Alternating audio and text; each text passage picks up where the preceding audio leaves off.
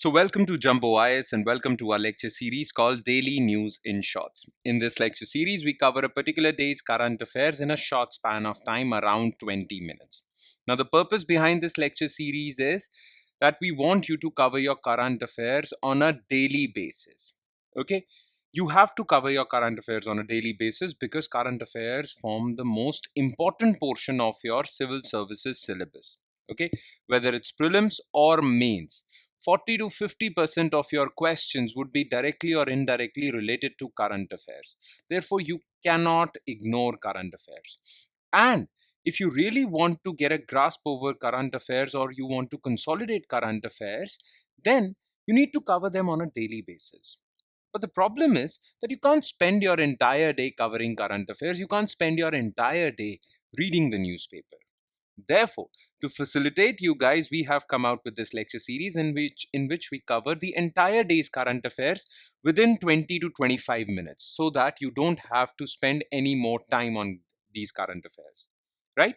So all you have to do is spend 20 to 25 minutes watching this lecture and another 20 to 25 minutes revising this lecture. Now you can revise this lecture from our PDF file. Now we are going to share the PDF file for this lecture on our Telegram channel. Okay, the link to our Telegram channel is provided in the comment section below this video. So all you have to do is just click on that link. It will take you to our Telegram channel and from there you can download the PDF for this lecture. Then spend 20 to 25 minutes revising this lecture. Okay, so 20 to 25 minutes of watching this lecture and another 20 to 25 minutes revising these current affairs. In about 40 to 50 minutes, you'll be done for the day as far as current affairs are concerned. You'll be done for the day. Now your entire day is free to do whatever you want. I hope you'll spend that day studying other parts of your syllabus. But as far as current affairs are concerned, you need not worry about them. Okay? So cover current affairs on a daily basis and make this lecture series a part of your daily routine. It should be a daily habit of yours. All right. Enough of the introduction. Let's straight away jump into the discussion. But first, let's take a look at the topics that we need to cover in this lecture. Okay, so what are today's topics? First of all, government is going to organize a 2-day conference called Sagarmanthan, the Great Oceans Dialogue. And this 2-day conference is going to go on from November 18th to November 19th. And stakeholders from around 65 countries would be attending this conference in New Delhi. So, what is this conference? How is India going to increase its soft power and increase its clout in the maritime domain? Through this Sagar Manthan conference, we'll talk about this. Okay, so basically, first we'll talk about what is Sagar Manthan and then we'll talk about its significance. Then, recently, Minister for Social Justice announced that we are going to upgrade national policy for older persons. Now, the previous national policy for older persons or senior citizens was enacted in 1999. Now is the time to upgrade this policy because circumstances have changed. So, what is this national policy? Why do we need a new policy for senior citizens? We'll talk about this issue. Then, third topic would be related to Jeevan Pramaan certificates. Thing is, government is organizing a workshop of sorts, okay, to promote the issuance of Jeevan Pramaan certificates. So Jeevan Pramaan certificates are digital life certificates. You see, people who have retired from government employment, they get pension, okay, but every November they have to go to the authorities, they have to go to government authorities to prove that they are still alive and they should get pension on a regular basis. Okay, so they have to do that every year in November. But now they don't have to do that anymore. They don't have to go to the government authorities. Their life certificates would be issued online. These are digital life certificates called Jeevan Pramaan certificates, and they don't need to visit the government authorities every year. They will be given this certificate and their pension would be credited to their bank account. So this, and in the end, we'll talk about a news related to Indian culture, the fate of Sarangi. Sarangi is a musical instrument, and a big stalwart of Sarangi music has recently died, Pandit Ram Narayan ji. So, what would be the fate of this musical instrument, this beautiful musical instrument, and how did this musical instrument originate? it is very important for covering the Indian culture portion of your syllabus. So that is why I've included this also in the list of topics. Okay, so first topic would be related to basically GS2, government policy and international relations. Next policy would be again related to, or next topic would GS2, which is government policies. Okay, it will also be related to Indian society because senior citizen, the topic of senior citizen is also a part of Indian society. So that, then Jeevan Pramaan certificate, again government policy, and this part is related to Indian culture. So it will be part of GS1. Okay, all right. So now that we are familiar with the list of topics today, let's start our discussion, starting with topic number one, which is Sagarmanthan, the Great Oceans Dialogue. Okay. Now, India wants to enhance its soft power or its status as a rising power. Okay, and one way to do that is improving India's status in the global merchant shipping sector. Okay, because global merchant shipping sector is responsible for most of the international trade, because most of international trade happens through ships. So, how should the global merchant shipping sector be? How should it improve itself? What sort of problems this sector is facing? And what sort of problems need to be solved? Okay, all of this would be discussed in this Sagar Manthan, the Great Oceans Dialogue. Now, the reason why India is organizing such a summit or such a conference is because India wants to lead the way in the governance of global merchant shipping sector, or India wants to acquire a leadership role in maritime governance. That is why India has taken this initiative of organizing this conference all by itself and inviting suggestions or recommendations from different countries. Okay, India wants to achieve a leadership position in the domain of maritime governance. That is why we are organizing this conference, okay, in New Delhi. Now, this is the first ever conference, and this conference is going to be organized or co-hosted by Ministry of Port, Shipping and Waterways and a think tank in India called Observer Research Foundation. So these two are organizing, ORF and Ministry of Port, Shipping and Waterways. They are organizing this. Representatives from 60 to 65 countries will take part in the dialogue, said a source in the ministry. Okay. So again, India is doing this to enhance its leadership position in the domain of maritime governance. Now, what is the significance of this conference? Well, India is a rising economy, and in matter of couple of years or 3 or 4 years, India is going to become the third largest economy of the world, overtaking Germany and Japan, right? Currently, India has contributed about 16% of global growth in 2023. So India's economic status is improving, right? Therefore, India's position in the maritime domain should also improve commensurately with India's status in the world economy. Because all rising economic powers have some stake in the maritime domain. So, India needs to improve its leadership position in the maritime domain, especially maritime governance. Okay. So, as India grows, the maritime domain has more critical role. India has the opportunity and responsibility to play a major role in maritime governance. Okay. The main aim of this conference is to gather global attention to India's expanding role in the global maritime trade, global sea trade, and merchant shipping. So, India wants to get the attention of the world and showcase that we are a rising power and we have a lot of stakes in the domain of global maritime shipping sector, okay, or maritime governance. All right. So that was the purpose of this conference. It is going to be held in November, from November 18th to November 19th. All right. Okay.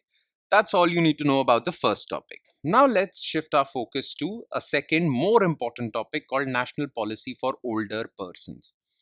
Now, this topic is related to two parts of your syllabus. Number one is Indian society, because senior citizens form a very important portion of your Indian society syllabus. And number two is government policy for different sections of society. So, this is GS1, this will be GS2. Okay. Now, why is this thing in the news? So basically, Ministry of Social Justice and Empowerment is has announced that it is going to amend, first of all, an act called Maintenance and Welfare of Parents and Senior Citizens Act. Plus, it is also going to amend or upgrade National Policy for Older Persons that came out in 1999. Okay, both of these, this act, this law, and this policy, both of these things target senior citizens.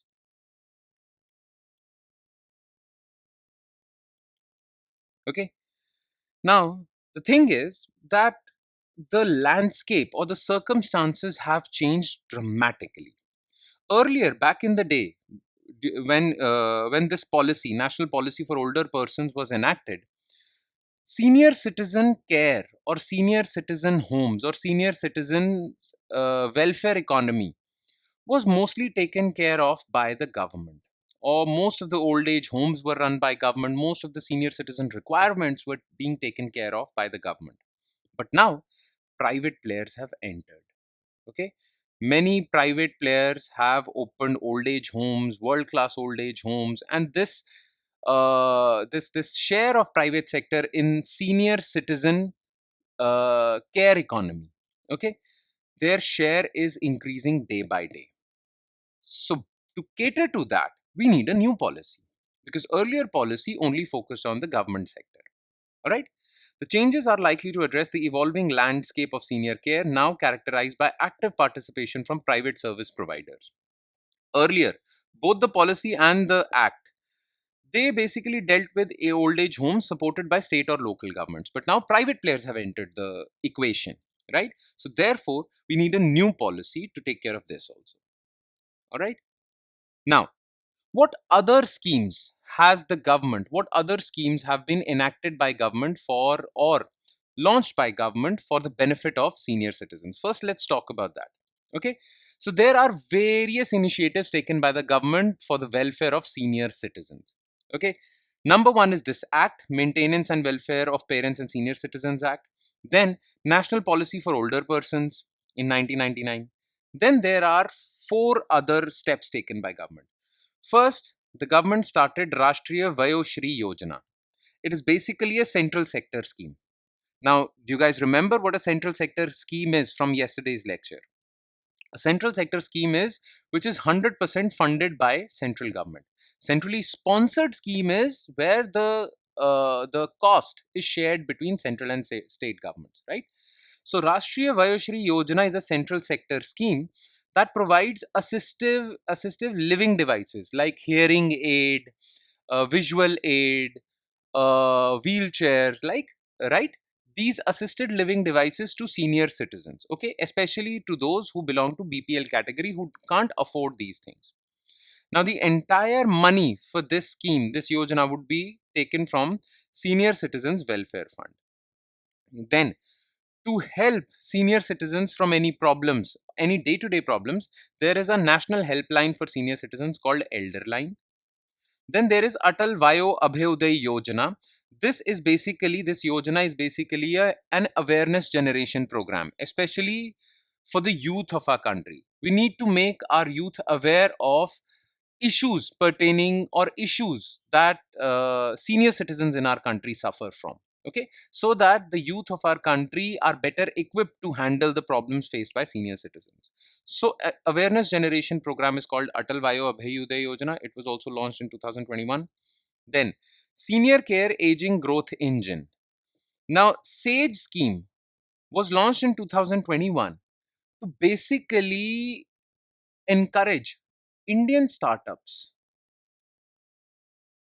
to develop products and services for senior citizens. Okay, good products, good apps, good services for senior citizens. Okay, so this was SAGE scheme. Again, we are leveraging private sector or private startups in India to provide benefit to our senior citizens. Okay, now here's the question: why does the government need to focus so much on senior citizens? Okay, why do we need to focus so much on senior citizens, especially the senior citizen care economy? Okay, the sector of our economy which focuses or which provides senior citizens with care. whether that's medical care or any other care. Now, why do we need to focus so much on senior citizen welfare? First of all, the number of senior citizens is going to increase dramatically in the future because India's population is rapidly aging. Okay.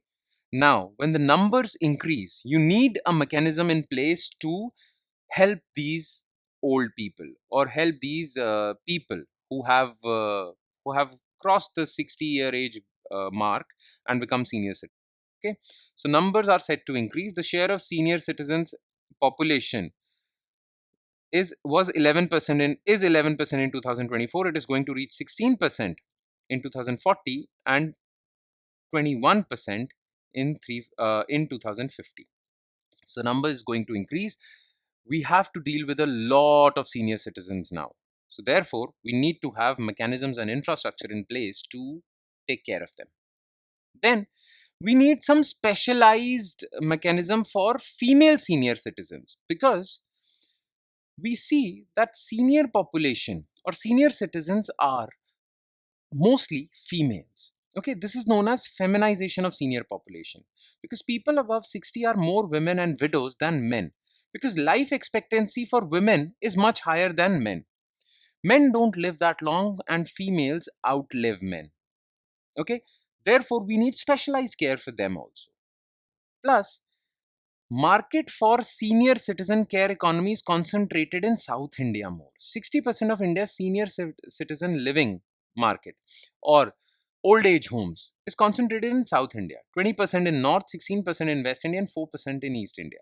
So we need to bridge this gap between different portions of India because population of North India is way more than South India. Definitely older people would be more in North India than South India. Therefore, North India has to catch up and government needs to help in that area. Plus, if we really want to have a good policy in place for senior citizens, then we need a nodal agency, one nodal agency that would take care of the entire ecosystem of senior care. Okay, so we need one nodal agency, okay, which would deal with senior citizen care economy. So these are the issues that need urgent care, and that is why government has become proactive with respect to senior citizen care economy. All right? Okay. So now let's move on to third topic of the day, which is Jeevan Pramaan certificates. Now, in the beginning, I did mention to you that basically all the retired government employees receive pensions. Okay, government employees, defense employees, and others, right? They receive pensions, but the pension gets directly credited to their bank account. Okay, but the thing is, every year in November, they have to prove that they are still alive.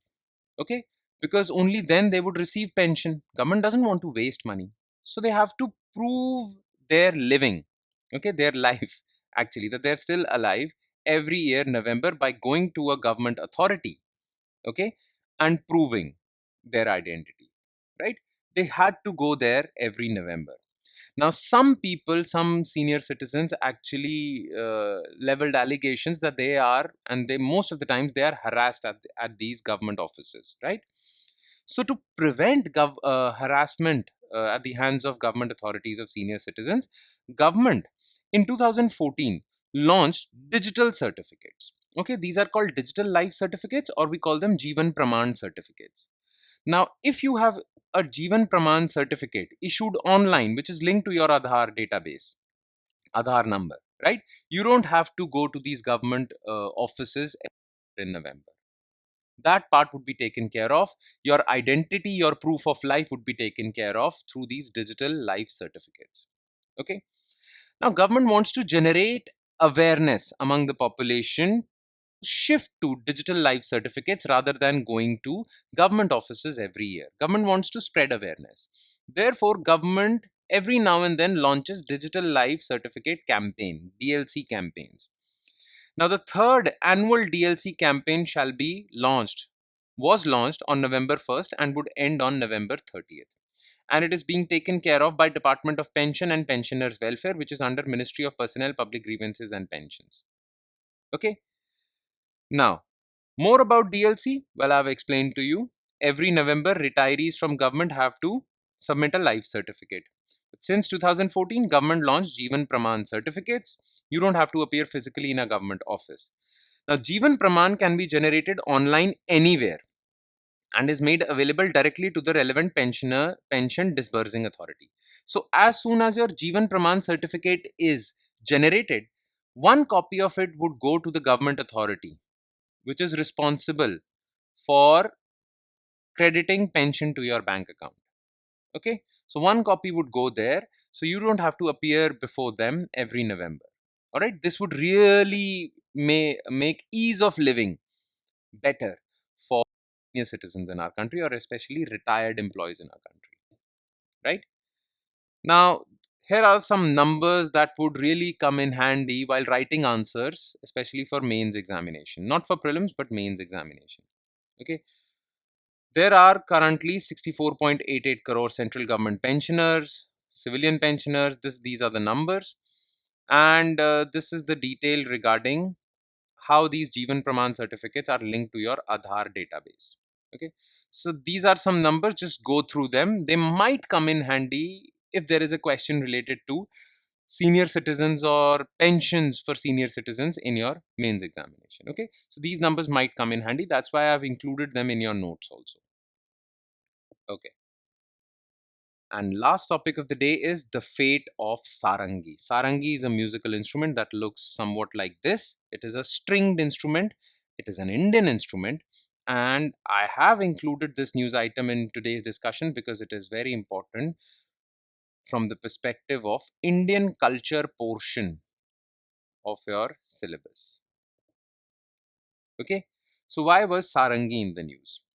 Because a Sarangi stalwart, the great musician Pandit Ram Narayan, passed away last week in Mumbai at 96. Okay. Now, people are afraid because he took the status of Sarangi to a different level. But after his demise, they say that Sarangi's popularity would rapidly decline and Sarangi would, can, or might uh, disappear into the oblivion. Okay, though currently there are many stalwarts who are promoting Sarangi, like Sabir Khan, Kamal Sabri, Suhail Yusuf Khan, Ustad Murad Ali. But still, Pandit Ram Narayan's demise might actually make this instrument less popular. Okay, because he was really promoting this instrument. Now, what is important for you? It is important for you from your Indian culture perspective to know about Sarangi, this musical instrument that is Indian. Okay, it is a folk instrument, so not a classical instrument.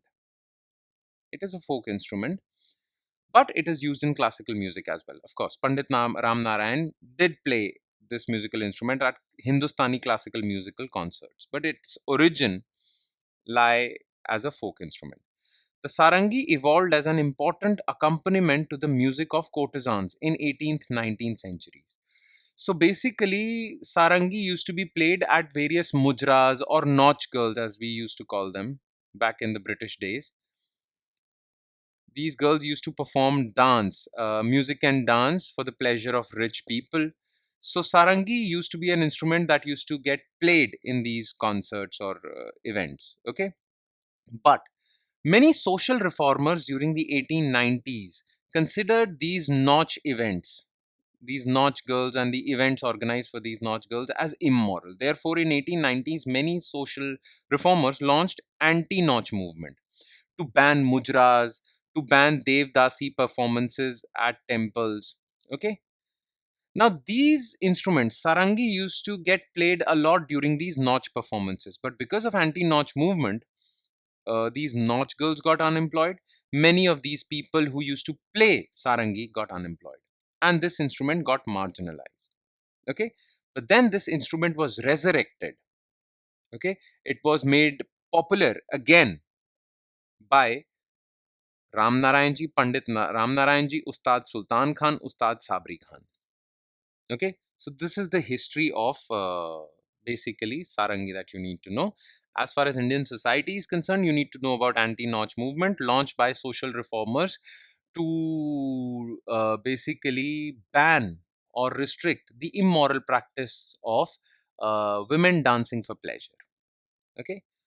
Anti-notch movements, they used to happen, as you can see over here, for pleasure of this rich guy.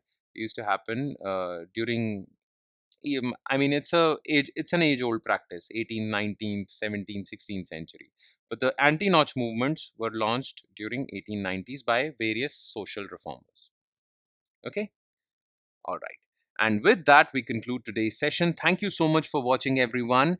And please do not forget to revise this lecture also. You can download the notes for this lecture from our Telegram channel, the link of which is provided in the comment section below this video. So please do not forget to download the PDF or notes for this lecture. All right. On that note, I'll sign off with the promise of seeing you next time with next day's current affairs. Thank you.